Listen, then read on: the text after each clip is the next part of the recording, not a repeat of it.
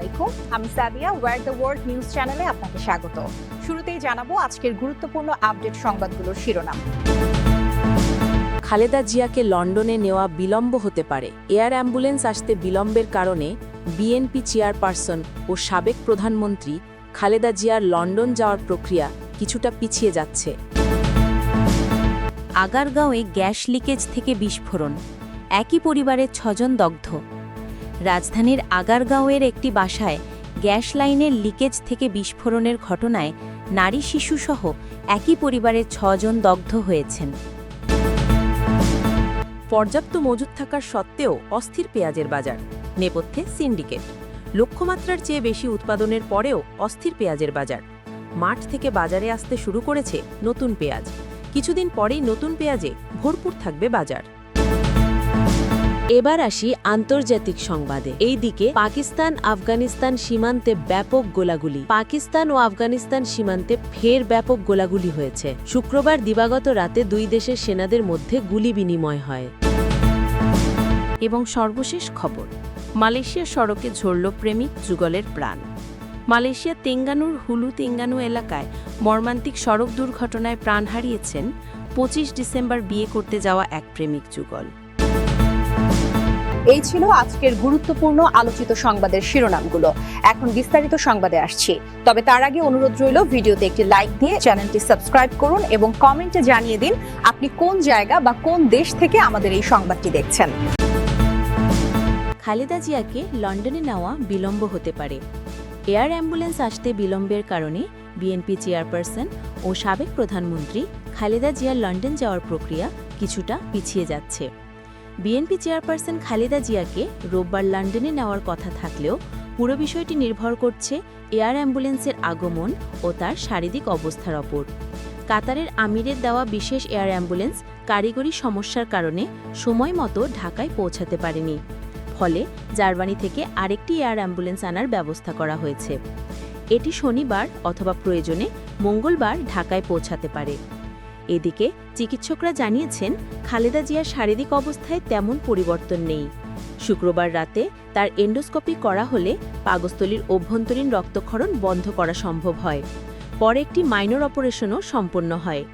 চিকিৎসকরা বলছেন তার চেস্ট পরিষ্কার হচ্ছে, তবে হৃদযন্ত্র, লিভার, কিডনি ও ফুসফুস সংক্রান্ত জটিলতা রয়ে গেছে। শুক্রবার সকালে লন্ডন থেকে দেশে ফিরে পুত্রবধূ ডাক্তার জুবাইতা রহমান সরাসরি এভারকেয়ার হাসপাতালে গিয়ে শাশুড়ির খোঁজ নেন এবং মেডিকেল বোর্ডের সঙ্গে আলোচনা করেন। তিনি বোর্ডের সদস্য হিসেবেও চিকিৎসা সংশ্লিষ্ট মতামত দেন। বিএনপি মহাসচিব মির্জা ফখরুল ইসলাম আলমগীর জানিয়েছেন, চিকিৎসকরা অনুমতি দিলেই খালেদা জিয়াকে এয়ার অ্যাম্বুলেন্সে তোলা হবে। তিনি আশা করছেন এয়ার অ্যাম্বুলেন্স শনিবার এলে রোববার তাকে লন্ডনে নেওয়া সম্ভব হবে। খালেদা জিয়ার দ্রুত আরোগ্য কামনায় শুক্রবার সারা দেশের মসজিদ, মন্দির, গির্জা ও প্যাগোডায় বিশেষ দোয়া ও প্রার্থনার আয়োজন করা হয়। বঙ্গভবনেও রাষ্ট্রপতির উপস্থিতিতে মিলাদ ও দোয়া মাহফিল অনুষ্ঠিত হয়। এদিকে তার শারীরিক অবস্থার আপডেট জানতে প্রতিদিনই এভারকেয়ার হাসপাতালের সামনে সাধারণ মানুষ ও দলের নেতাকর্মীদের ভিড় দেখা যাচ্ছে। আগারগাঁওয়ে গ্যাস লিকেজ থেকে বিস্ফোরণ, একই পরিবারের 6 জন দগ্ধ। রাজধানীর আগারগাঁওয়ের একটি বাসায় গ্যাস লাইনের লিকেজ থেকে বিস্ফোরণের ঘটনায় নারী শিশুসহ একই পরিবারের 6 জন দগ্ধ হয়েছেন। শনিবার 6 ডিসেম্বর সকাল 8:45টার দিকে দগ্ধদের ঢাকা মেডিকেলের বার্ন ইউনিটে নিয়ে আসা হয়েছে। দগ্ধরা হলেন মোহাম্মদ জলিল মিয়া 50, আনেজা বেগম 40, আসিফ মিয়া 19, সাকিব মিয়া 16, মুনিরা 17 ও ইভা 6। তাদের হাসপাতালে নিয়ে আসা মেয়ে জামাই আফরান মিয়া জানান, আমার শ্বশুর জলিল মিয়া আগারগাঁওয়ের পাকা মার্কেট ইসলামিক ফাউন্ডেশনের বাম পাশের একটি বাসায় পরিবার নিয়ে বসবাস করেন। শনিবার ভোর 4:30টার দিকে আকস্মিক গ্যাসের লাইন বিস্ফোরণ ঘটে। এতে আমার শ্বশুরের পরিবারের 6 জন দগ্ধ হয়। পরে আমরা খবর পেয়ে সকাল 8:45টার দিকে তাদের ঢাকা মেডিকেলের বার্ন ইউনিটে নিয়ে আসি। বর্তমানে বার্ন ইউনিটে তাদের চিকিৎসা চলছে। ঢামেক হাসপাতালের পুলিশ ক্যাম্পের ইনচার্জ পরিদর্শক মোহাম্মদ ফারুক জানান, আজ সকালের দিকে আগারগাঁও এলাকা থেকে নারী ও শিশুসহ 6 জনকে দগ্ধ অবস্থায় ঢামেকের বার্ন ইউনিটে নিয়ে আসা হয়েছে। বর্তমানে তাদের ড্রেসিং চলছে, তাই এই মুহূর্তে দগ্ধের পরিমাণ জানা সম্ভব হচ্ছে না। আমরা বিষয়টি সংশ্লিষ্ট থানা পুলিশকে জানিয়েছি। পর্যাপ্ত মজুদ থাকা সত্ত্বেও অস্থির পেঁয়াজের বাজার, নেপথ্যে সিন্ডিকেট। লক্ষ্যমাত্রার চেয়ে বেশি উৎপাদনের পরেও অস্থির পেঁয়াজের বাজার। মাঠ থেকে বাজারে আসতে শুরু করেছে নতুন পেঁয়াজ। কিছুদিন পরই নতুন পেঁয়াজে ভরপুর থাকবে বাজার। পাশাপাশি এখনও দেশে 1 লাখ টনের বেশি পুরনো পেঁয়াজ মজুত রয়েছে। এরপরও নিত্য প্রয়োজনীয় পেঁয়াজকে ঘিরে কৃত্রিম সংকট তৈরি করেছে অসাধু ব্যবসায়ীরা। সরবরাহ ইচ্ছাকৃতভাবে কমিয়ে সরকারকে আমদানির অনুমতি দিতে চাপ দিচ্ছে তারা। তবে তাদের লক্ষ্য আমদানি নয়, ভোক্তার পকেট কেটে বাড়তি মুনাফা করা। অক্টোবর থেকেই এই কারসাজির ছক সাজানো হয়েছে। সর্বশেষ 2 দিনে কেজি প্রতি 30 থেকে 50 টাকা বাড়িয়ে খুচরা বাজারে দেশি পেঁয়াজের দাম 160 টাকায় পৌঁছেছে। এতে ক্রেতারা চরম বিড়ম্বনায় পড়লেও প্রশাসন নীরব দর্শকের ভূমিকায় আছে। বাজার সংশ্লিষ্টরা বলছেন, প্রতি বছর এই সময় মুনাফালোভী সিন্ডিকেট পেঁয়াজের দাম বাড়াতে তৎপর হয়ে ওঠে। গত মৌসুমে কৃষক ন্যায্য দাম না পেয়ে সব পেঁয়াজ বিক্রি করে দিয়েছেন। ফলে এখন বাজার নিয়ন্ত্রণ করছে মজুতদাররা। তারা পণ্য আটকে রেখে দাম বাড়াচ্ছে এবং ভারত থেকে আমদানি চাওয়ার অজুহাতে সরকারকে চাপ দিচ্ছে, জানতে জেনেই যে মৌসুমে আমদানি হয় না। এই পরিস্থিতিকে হাতিয়ার করেই দাম হু হু করে বাড়ানো হচ্ছে। শুক্রবার কাউরান বাজারে দেশি পেঁয়াজ বিক্রি হয়েছে 150 টাকায়, নয়াবাজারে 140 টাকায় এবং রামপুরায় সর্বোচ্চ 160 টাকায়।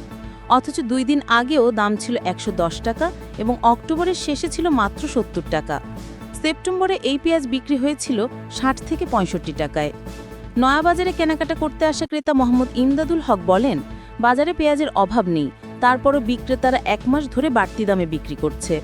আজ এসে দেখি দাম লাফিয়ে 150 টাকা, কেউ দেখছে না।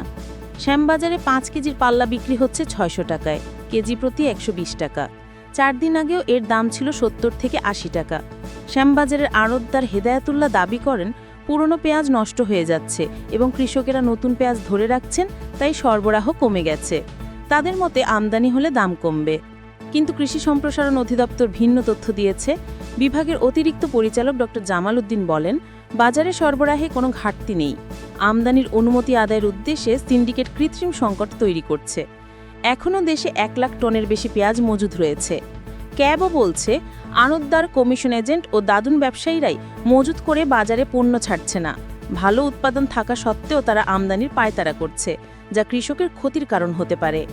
বাংলাদেশ ট্রেড অ্যান্ড ট্যারিফ কমিশনও জানিয়েছে, কারসাজির মাধ্যমেই দাম বাড়ানো হচ্ছে।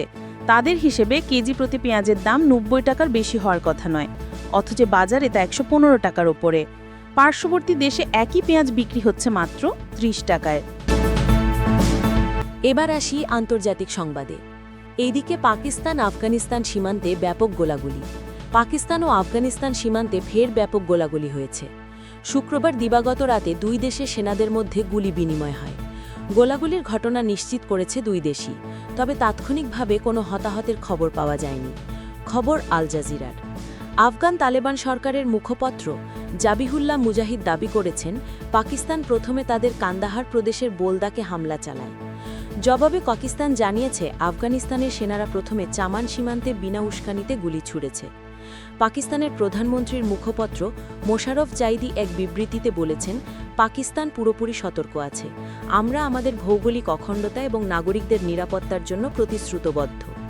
2 দিন আগে সৌদি আরবে আবারও শান্তি আলোচনায় বসেছিল ইসলামাবাদ ও কাবুল, কিন্তু এতে কোনো ব্রেক থ্রু আসেনি। এরপরও 2 দেশ নিজেদের মধ্যে যুদ্ধবিরতি অক্ষুণ্ণ রাখার প্রতিশ্রুতি দিয়েছিল, কিন্তু এর মধ্যেই সীমান্তে ব্যাপক গোলাগুলির ঘটনা ঘটল। গত অক্টোবরে 2 দেশের মধ্যে প্রথম সরাসরি সংঘাত হয়। এরপর কাতার ও তুরস্কের মধ্যস্থতায় এটি থামে। কিছুদিন পরিস্থিতি শান্ত ছিল।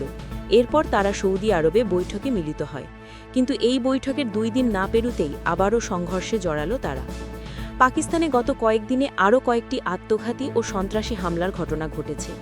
দেশটি দাবি করেছে, আফগানিস্তানের নাগরিকরা তাদের নিজ দেশের মদদে এসব হামলা চালিয়েছে। তবে আফগানিস্তান এই দাবি প্রত্যাখ্যান করে বলেছে, পাকিস্তানের অভ্যন্তরে সন্ত্রাসী হামলার জন্য তাদের দায়ী করা যায় না। এবং সর্বশেষ খবর, মালয়েশিয়ার সড়কে ঝরল প্রেমিক যুগলের প্রাণ। মালয়েশিয়ার তেঙ্গানুর হুলু তেঙ্গানু এলাকায় মর্মান্তিক সড়ক দুর্ঘটনায় প্রাণ হারিয়েছেন 25শে ডিসেম্বর বিয়ে করতে যাওয়া এক প্রেমিক যুগল। শুক্রবার 5ই ডিসেম্বর বিকালে কিলোমিটার 52 জালান কুয়ালা জেনেরিস সুগাই গাভিয়ারিং বুকিত কাওয়া সড়কে এ দুর্ঘটনা ঘটে। হুলু তেঙ্গানু জেলা পুলিশ প্রধান সুপারিনটেন্ডেন্ট শরদ্দিন আব্দুল ওয়াহাব জানান, নিহতরা হলেন কালান্তানের ওয়েলারের কাম্পুং মেনাতি এলাকার বাসিন্দা হাসান সাজালি 52 এবং গুয়া মুসাংয়ের জুজাই মা চে আজিজ 34। দুজনই একই বিদ্যালয় শেখোলা কেবাংনাসান এসকে লেবিরে কর্মরত ছিলেন। হাসান সাজালি শিক্ষক এবং জুজাইমা ক্যান্টিন কর্মী ছিলেন। বিকাল প্রায় 5:30 জনসাধারণের ফোন কলের মাধ্যমে দুর্ঘটনার খবর পায় পুলিশ। জানা যায় একটি টয়োটা ফরচুনার এসইউভি নিয়ন্ত্রণ হারিয়ে প্রায় 200 ফুট গভীর খাদে পড়ে যায়।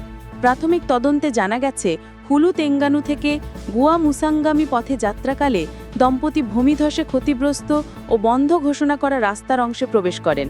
ওই সময় গাড়িটি স্কিড করে সোজা খাদে পড়ে যায়। ধাক্কায় দুজনই গাড়ি থেকে ছিটকে পড়ে ঘটনাস্থলেই প্রাণ হারান। পরে তাদের লাশ উদ্ধার করে হুলু তেঙ্গানু হাসপাতালের ফোরেনসিক ইউনিটে ময়নাতদন্তের জন্য পাঠানো হয়। ঘটনা সম্পর্কে রোড ট্রান্সপোর্ট অ্যাক্ট 1987 ধারা 41(1) অনুযায়ী তদন্ত চলছে।